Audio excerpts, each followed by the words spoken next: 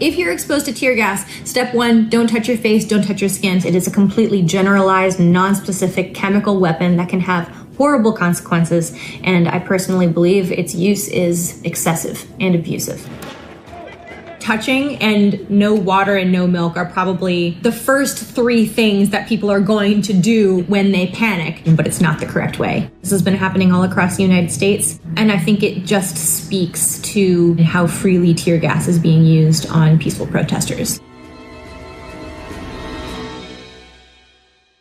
Hi, my name is Danielle Goulden, and I served in the United States Marine Corps from 2003 to 2007. During this time, I helped train Marines to protect themselves from chemicals such as tear gas. With more protests and the use of tear gas on civilians, I feel it's important to share this information so people can know how to protect themselves. I was seeing misinformation all over the place on social media, and given that I have this specific skill set, I knew that I could make this video and it would help people. It has more than 2.3 million views at this point. So I'm going to give you some pointers to have some confidence in handling it, because just like I taught my fellow Marines, when you don't panic, you have control over the situation. Step 1, don't touch your face, don't touch your skin. Unbeknownst to most people, tear gas is not actually a gas. It's actually a very, very fine powder. When you touch your face, you're grinding that powder into your tear ducts, into your mucous membranes, etc. If someone touches their face, if they apply water to themselves, that experience could be prolonged significantly. The video of the little girl is extremely hard to watch.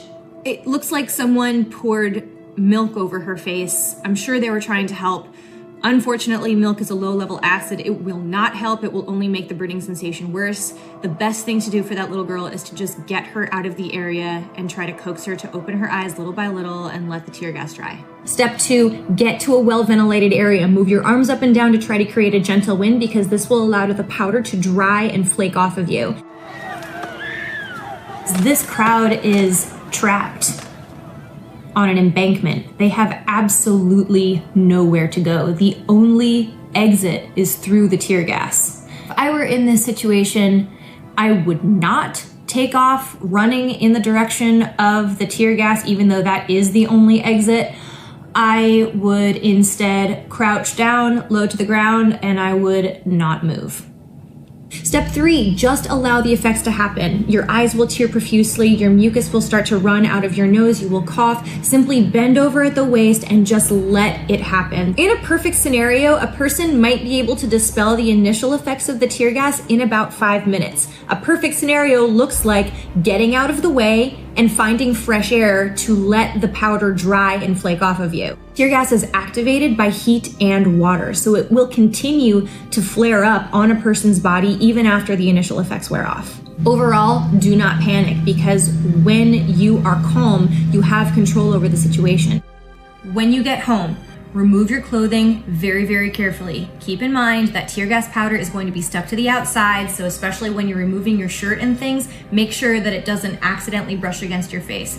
Make sure you wash your hands with soap and water very thoroughly before going to the bathroom or touching your private parts in any way. And when you get into the shower, you should definitely wash your eyebrows, wash your hairline, because the powder will stick there. Disinfect from the top to the bottom in that order. If I were going to a protest and I thought that I might be exposed to tear gas, here is how I would prepare. Long sleeves, long pants, high socks, closed-toed shoes, a scarf, hat, glasses, anything that's going to shield your skin from the tear gas powder. No to contacts. Definitely wear glasses if you have the option. This is a gas mask, a full face gas mask. This is a filter. You can tell that it's the right filter for tear gas because it says CN and CS. CS is tear gas.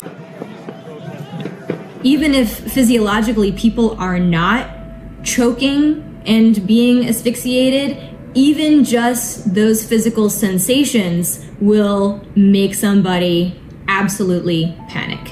It could cause claustrophobia. There are so many emotional symptoms that come with tear gas versus just the physical effects, which were already terrible enough. The military is forbidden from using tear gas in a wartime situation because the use of chemical weapons as an offensive tactic is banned. My personal opinion is that this tear gas should not be used on civilians. It's disorienting and it's dangerous even when you're expecting it. I think civilians who have no knowledge of this and have no experience handling it are completely caught off guard. And not to mention, there are a huge list of underlying health conditions people could have that could make a reaction much more severe for an individual. It's a simple case of the punishment does not fit the crime.